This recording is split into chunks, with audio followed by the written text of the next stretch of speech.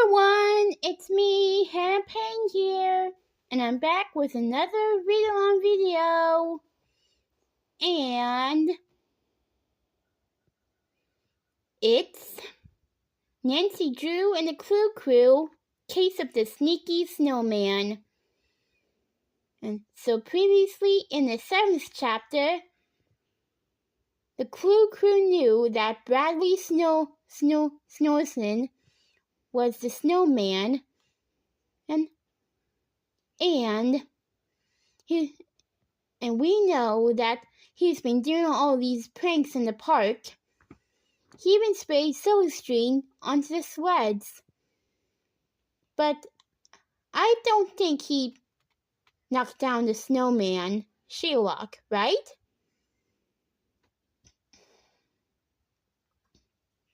Well, we'll better find out.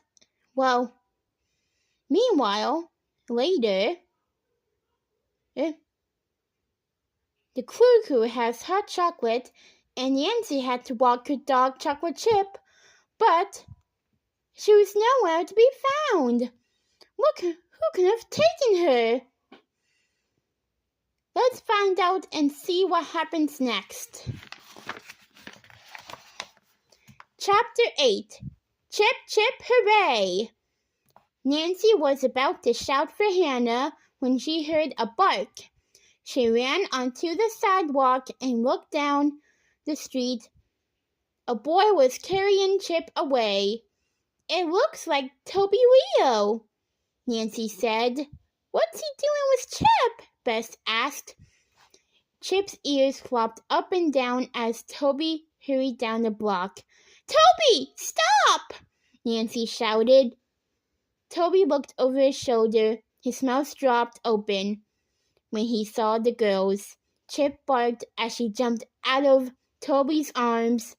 She dragged the scarf off his neck. Sorry, Nancy, Toby called as he ran away. I didn't mean it. Honest. The girls raced over to Chip. Nancy scooped her up and held her tight. She attached Chip's leash to her puppy's collar. Why would Toby take Chip? Nancy asked. Maybe he wanted a puppy, Bess said with a shrug. Everybody wants a cute little puppy.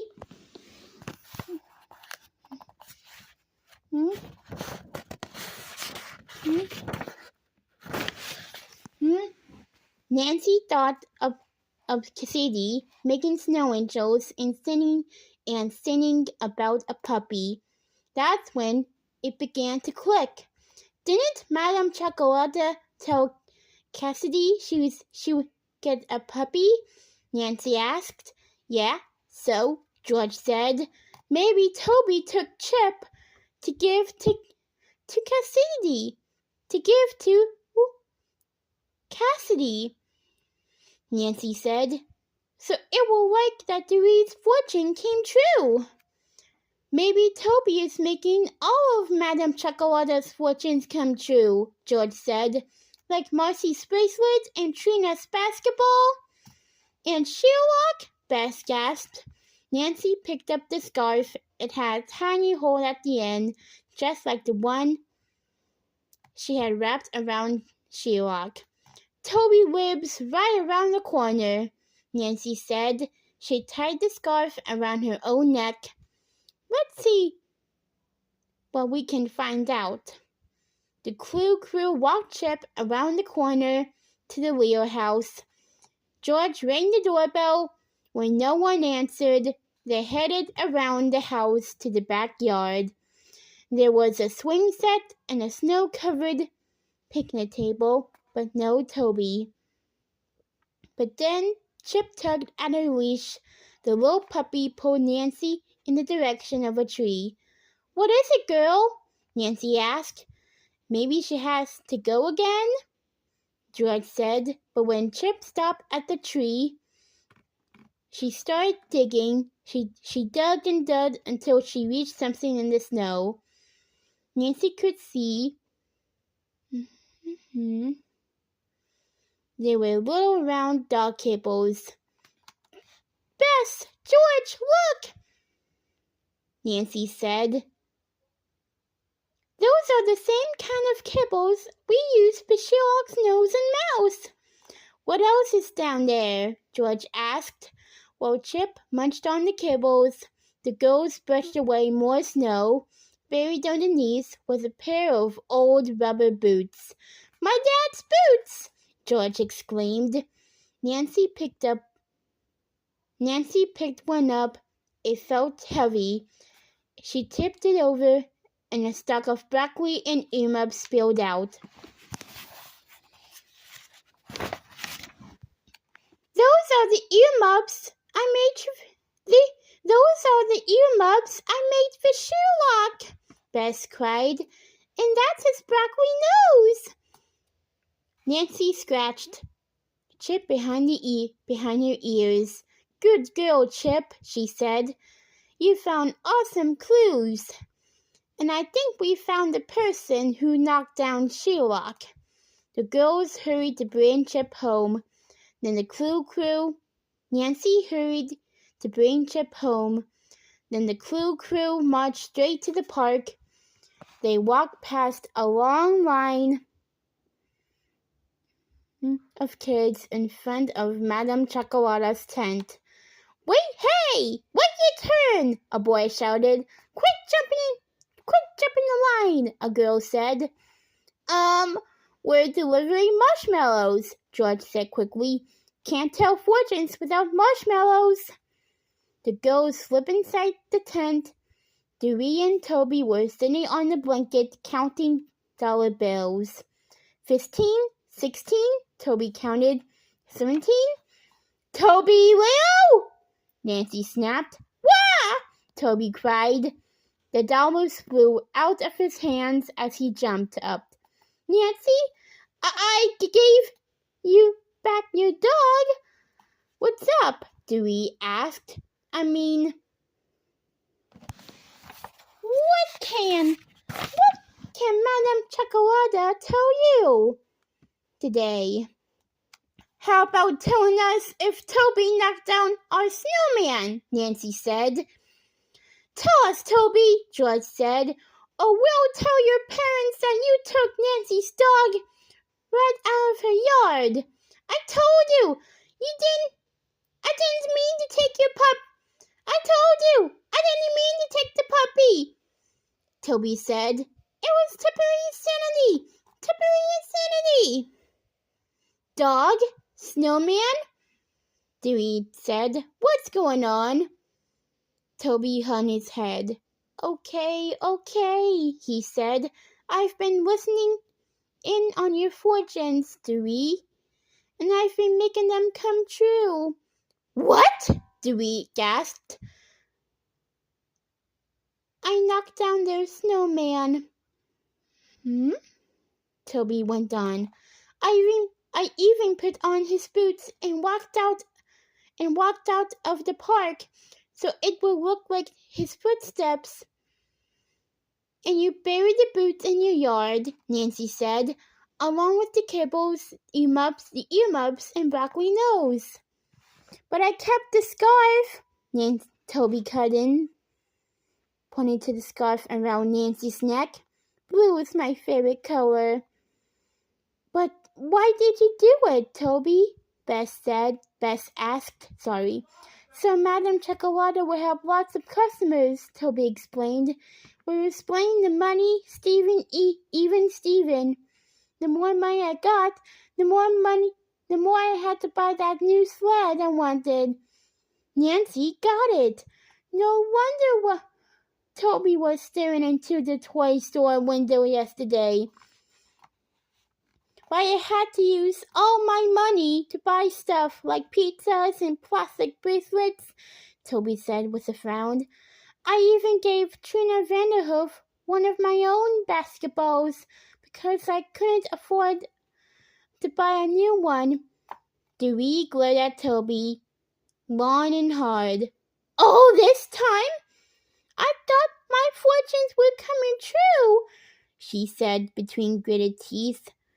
I was going to have my own fortune cookies, a new website. I was even going to write a best-selling book called Mystic Marshmallows.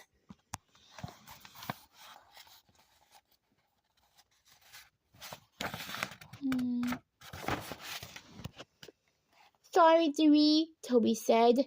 Once I started, I couldn't quit, but I'll quit now. I promise.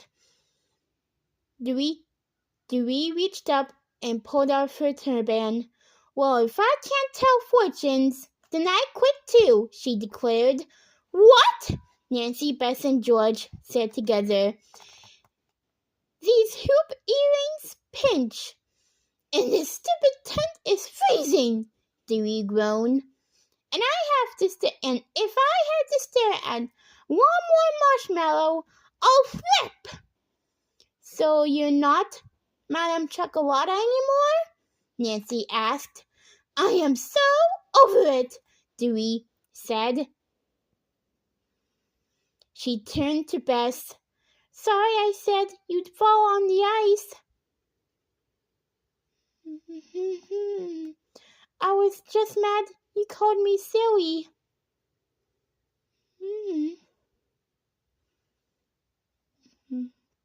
And I'm sorry I called you silly, Bess said. Nancy was so happy she could do cartwheels. The Clue Crew solved the case, and Bess and Dewey made up. Just then, the kids outside the tent began to shout, We want Mana Chocolata! We want Mana Chocolata! We want Mana Chocolata! Uh-oh, Nancy said. How are you going to tell all those kids that you quit? Oh, I'm not telling them, Aunt Dewey said. She crossed her arms and turned to Toby. Me? Toby squeaked. Nancy, Bess, and George slipped out of the tent past the crowd. Did you hear that?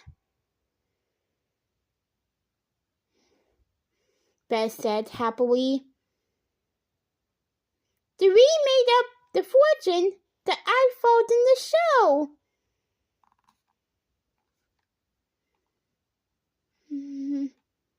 And Toby confessed to knocking down Sherlock, Nancy said. So we solved the case. They were about to high-five when Nancy saw something big and white flit by the distance. This time, Bess and George saw it too. Did you see that? Bess gasped. It looked like a walking snowman. He's back, Nancy said slowly. Back? George said. You mean you saw him once before?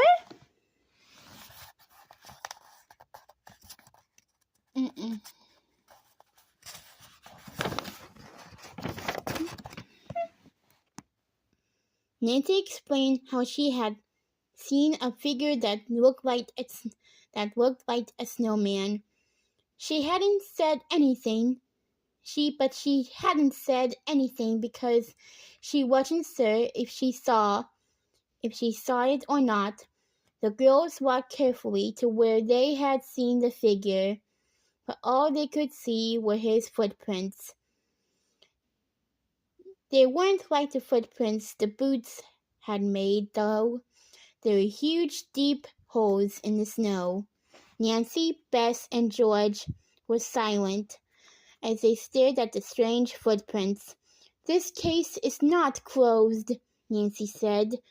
Not until we find out who that was, or what it was, Nancy said. Bess said with a shiver.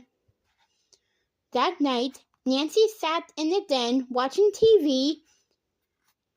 She wasn't really paying attention, though She was too busy wondering about the mysterious figure that had been in the park that day. It looked like a snowman, Nancy thought, but was it a snowman? Nancy clicked the remote to surf the channels. She stopped when she saw a news reporter standing in front of the River Heights Museum of Natural History. It was Nancy's favorite museum. It even had dinosaur bones inside. There have been many sightings of the Yeti, the reporter said, also known as the abominable snowman. Nancy sat up straight. Did she say snowman?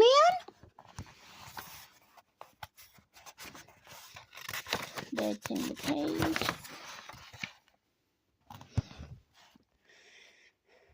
Did Nancy really saw an abominable snowman?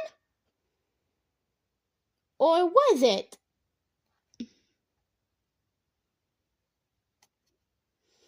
Let's find out today. Let's find out tomorrow and see what really happens in the next chapter.